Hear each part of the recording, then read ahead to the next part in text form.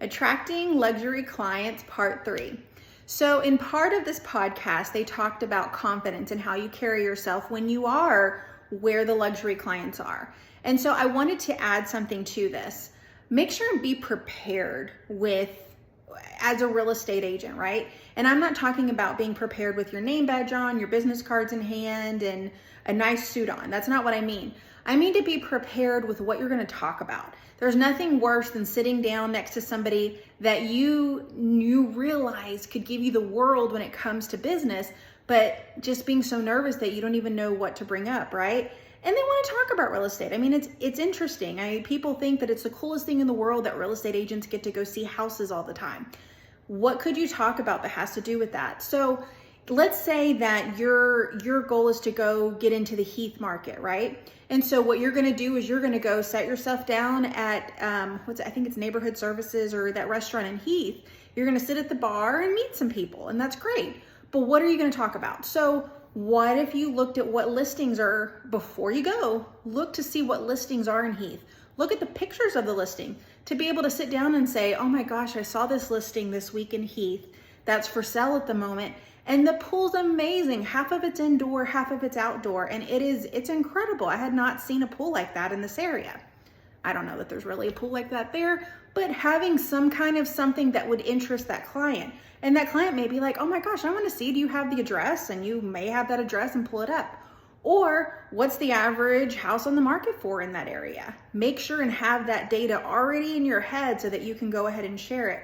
Or having short stories or short anecdotes to share.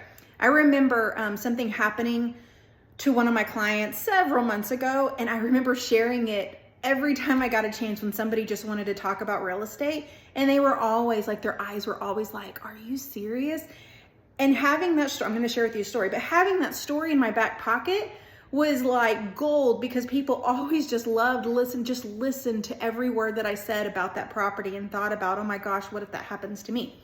So this client, they already had a contract on a house and it was executed, and her mom was in town and wanted to go see the house with her. And so this was probably a week or two before closing. And so she took her mom and they went to go see it. While they're in the house, they started noticing bees were swarming. Bees were swarming in different spots in the house. And they opened one of the doors and there were hundreds, probably thousands of bees in there. Well, it turns out there was a ginormous beehive in the wall of the house. It was like 2 feet by 2 feet of a beehive.